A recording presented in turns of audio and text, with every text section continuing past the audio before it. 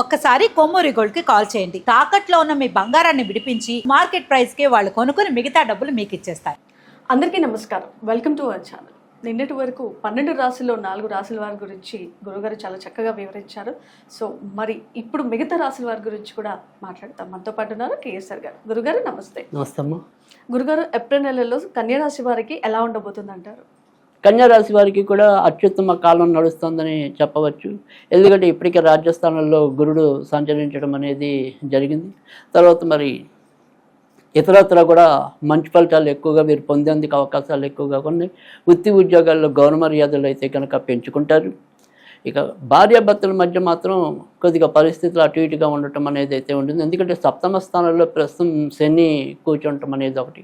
తర్వాత ఈ రాశి ఏదైతే రాశికి అధిపతి ఉంటాడో ఆయన కూడా ప్రస్తుతం అయితే కనుక మరి షష్టమ స్థానంలోనే సంచరించడం అనేది, తర్వాత కూడా నీచ స్థానానికి చేరుకోవటం అనేది ఉంటుంది. కనుక వీరు వ్యక్తిగతంగా ఏదైతే మానసిక స్థితి, ఈ మానసిక స్థితి అనేది గజిబిజి లేకుండా చూసుకోవాలి. అంటే మనం ఏదైతే కావాలని కోరుకుంటున్నామో దాని మీదే ఫోకస్ పెట్టడం అనేది అవసరం. కానీ వీళ్ళకి ఏంటంటే క్షణం ఒక రకమైన ఆలోచనలు ఉంటాం, మరో క్షణం మరో రకమైన ఆలోచనలు ఉంటాం.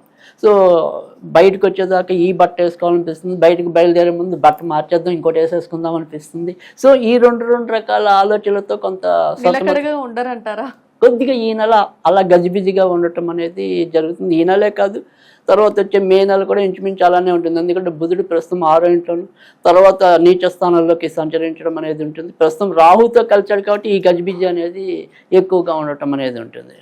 సో అందుకని ఇక్కడ వారి యొక్క మానసిక స్థితి అనేది కరెక్ట్గా కంట్రోల్ ఉంచుకుంటే కనుక ఇది చాలా ఉపయుక్తమైన మాసంగానే వారికి చెప్పాలి. అదొక్కటే వీళ్ళలో ఇప్పుడు ప్రస్తుతం కనబడే బలహీనత.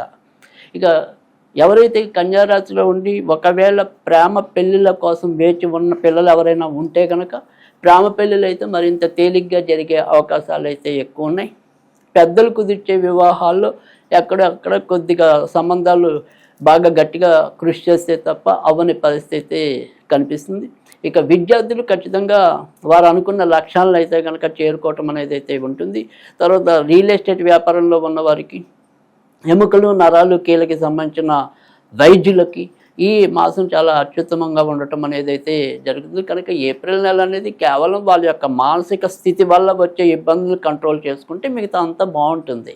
ఆర్థికంగా ఎలా ఉందంటారు? ఆర్థికంగా కూడా ఖచ్చితంగా అనుకున్నట్టుగా ధనం లభించడం అనేది అయితే ఉంటుంది. ప్రస్తుతం అందులో వీరి యొక్క ధనాధిపతి భాగ్యాధిపతి కూడా ప్రస్తుతం అయితే కనుక ఊర్చలో సంచరించడం అనేది అయితే జరుగుతుంది. కనుక అవసరానికి ఎలాంటి ఇబ్బంది లేకుండా ధనం సర్దుబాటు అవటం అనేది అయితే కనిపిస్తుంది. తర్వాత ఇదే నెలలో వీళ్ళు ఏదైనా సరే పెట్టుబడులు పెట్టడానికి, అంటే బంగారం మీద కానీ భూముల మీద కానీ ఇలా దేని మీదైనా సరే, లేదా వారి యొక్క లగ్జరీస్ అంటే చతుర్చక్ర వాహనాలు అనుకోండి, ఇలా ఏవైతే కార్లు ఇలాంటివి ఏవైతే ఉంటాయో అలాంటివి ఏవైనా సరే వ్యక్తిగత సౌకర్యాలు పెంచుకోవాలన్నా కూడా ఇది అనువైన మాసం. కనుక వాటికి సంబంధించిన ప్రయత్నాలు అయితే కనుక నిరభ్యంతరంగా చేసుకోవచ్చు. గురుగారు, కన్యారాశి వారికి ఎలాంటి రత్నాన్ని ఉపయోగిస్తే మంచి ఫలితాలు అందుతాయి?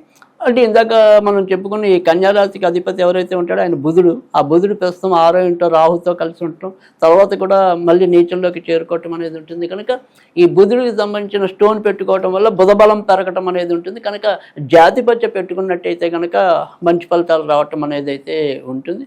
ఇక జాతిపత్యతో పాటుగా వెంకటేశ్వర స్వామికి సంబంధించిన పూజలు చేసుకున్నట్టయితే కనుక మరింత లాభం ఉంటుంది.